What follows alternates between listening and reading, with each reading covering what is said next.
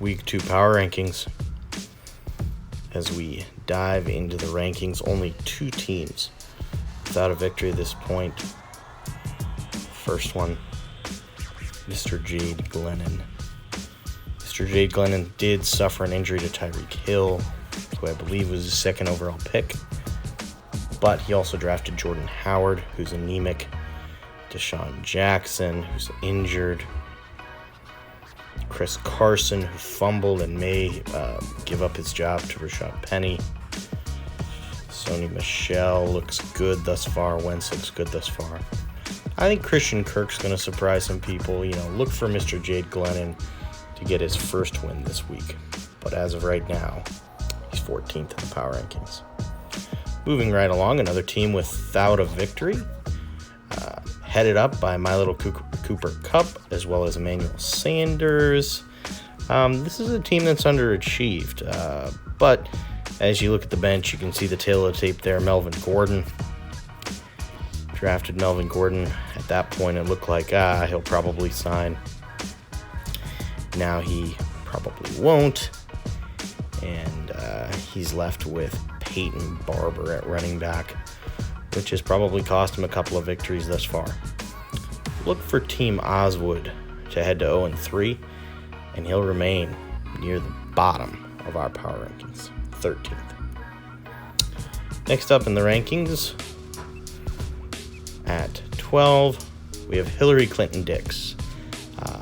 Antonio Brown has come back from the rape allegations and played football for the Patriots. He's looked good, but being quarterbacked by Jameis Winston, as well as a poor bench and the whole Tony Pollard thing not working out, look for Hillary Clinton Dix to fall to 1-2. His victory came because Cam Newton was injured and Christian McCaffrey played on a short week, leading to a poor performance by him. Otherwise, he loses handily at the hands of Patty Hawkins some touchdowns.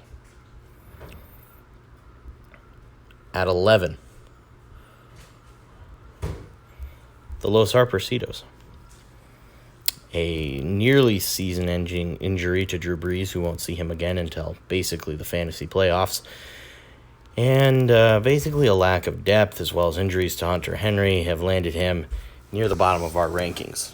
Hopefully, Williams can gain some more target share and attempts, as he lost a lot of attempts to Shady McCoy, and Patty basically running, in his own words, da bomb the entire second quarter. As you can see, just 21 attempts on the season thus far, whereas there's several running backs who have 21 attempts just in one game. We look at David Johnson, 7 rushing attempts. This air raid offense really hurting his rushing, although he did fall into the end zone once. And then on the receiving standpoint, he's only had 7 receptions thus far. So nothing good looking here, as D.D. Westbrook, who we thought was going to be a monster, doing okay for a PPR wide receiver, but not the high-end wide receiver 2 that we thought he would be. The Los Harpercitos at 11. Next up, we take a look at Newcart Season. Newcart Season, I think he's going to surprise some people, but he does find himself towards the bottom of points for at this point in the season. Smart pickup of Tevin Coleman, who he'll stash until he comes back. Michael Gallup out for a few weeks, and so that leaves questions at the wide receiver 2 position for him. He's picked up Randall Cobb and will hope to capitalize on some of that. I think that's a wise pickup. But starting 2 tight ends, 1 at the flex, I think is a mistake for him, and I think that's a recipe for losing some games, even though I think he has a pretty talented roster with Watson at quarterback and Nick Chubb. One thing I want to bring people's attention to is Deshaun Watson was the number 2 overall ranked quarterback, but he's played to position 12 ranked thus far, probably being outscored by Gardner Minshew. Has yet to throw for 300 yards this season. And then as we look at his rushing, just 8 attempts, but 2 touchdowns. So that's where he gets his value, but I believe he's underachieving to this point. Moving on. Wonder Emmanuel Sanders. With poor outings by James Conner, as well as lack of production from Latavius Murray at the flex position. That's led to one loss for Wonder Emmanuel Sanders. I do think that it's not time to press the panic button yet, but we haven't seen any production from Dante Pettis. We've seen very little production from Jalen Richard. A wise pickup of Greg Olsen, who I dropped because I do fully believe in Hawkinson. Moving along. Team Slexy. Slexy, tough, bad beat with the retirement of Andrew Luck, and then he obviously also drafted 3 or 4 Colts as well, so you can see. But production not necessarily down from Hilton, as 4 receptions and a touchdown in Week 2, 8 receptions, 87, and 2 touchdowns in Week 1. We've shown that Jacoby Brissett has a natural ability to toss T.Y. Hilton the ball. But injuries to Alshon Jeffrey, as well as a lack of production from Eric Ebron, has led to many of us to question whether he'll be there at the end.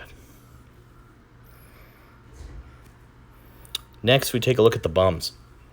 The bums moving way down in our rankings from tied for first to 10th, as we are concerned about the production of Adam Thielen, as well as the quarterback change in New York, how that'll affect Saquon Barkley.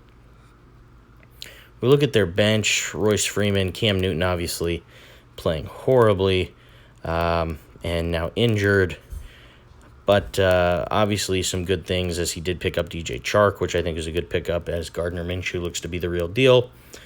Larry Fitzgerald, he's been fairly productive in that air raid offense, 5 for 104, 8 for 113, looking like the Hall of Famer that he is.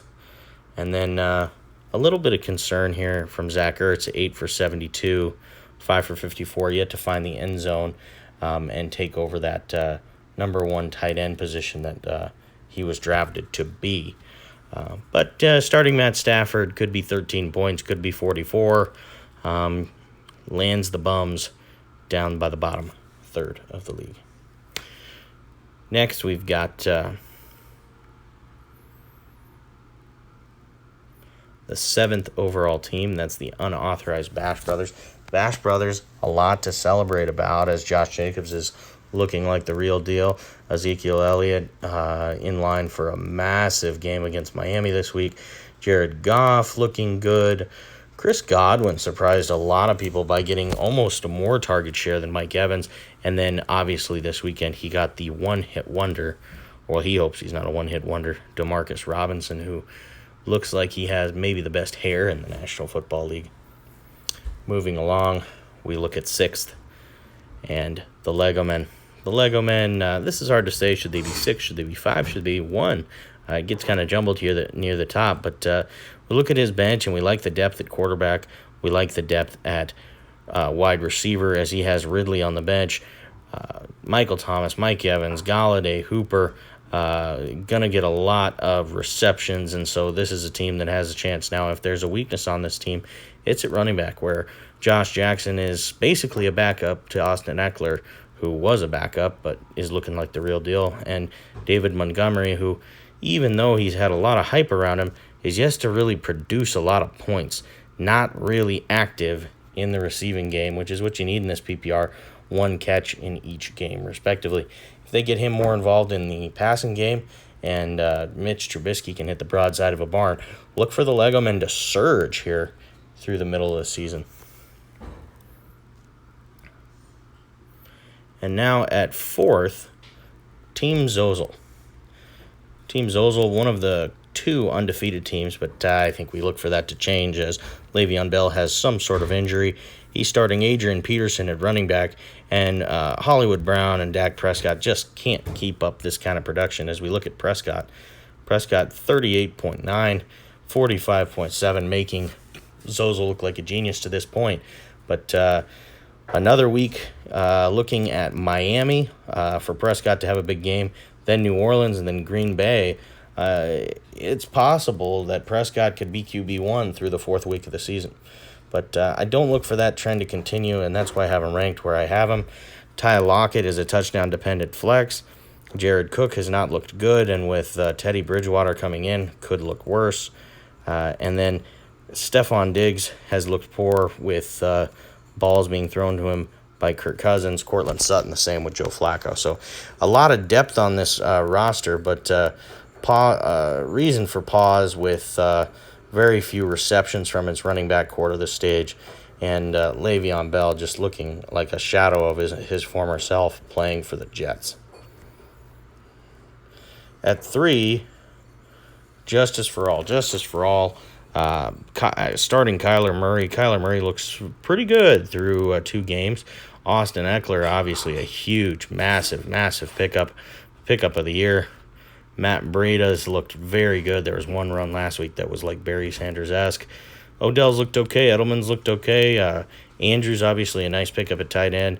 Julio Jones, obviously, playing him at the flex. What a disrespect to maybe the best receiver in the game. Ought to have him at wide receiver 1 position where he has Odell, but, to each his own. And then tons of injuries on the bench. Geis is worthless.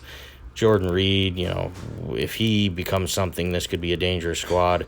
And then Henderson doesn't need to be rostered. Hill doesn't need to be rostered. Thompson, perhaps.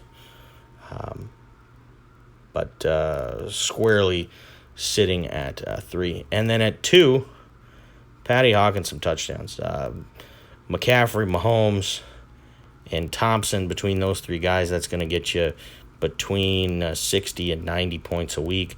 And then the supporting cast, John Ross has been wide receiver 2 through 2 games. He's got 11 receptions for 270 yards and 3 touchdowns. He has looked good. He has looked very good for Patty. And then T.J. Hawkinson, not a great week 2, just 1 reception for 7 yards, but that's going to happen to you at tight end. Hopefully he can pick up where he left off on their last road game. 6 receptions, 131 yards and a touchdown, and he can blitz that Philadelphia secondary. And then as we look at a couple other roster positions for Patty, Marlon Mack is questionable, which is why this team was not ranked number 1 overall. They're saying that he has a calf and did not practice, so possibly out for week 3. And our number 1 overall team for the 2nd straight week, make America great again.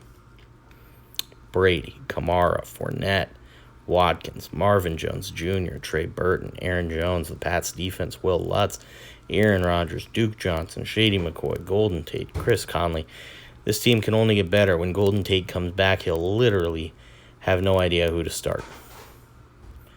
But if Watkins can continue to be what he was week 1, if Marvin Jones can continue to get healthier and healthier, you're looking at a very, very strong squad and a very, very unassuming owner.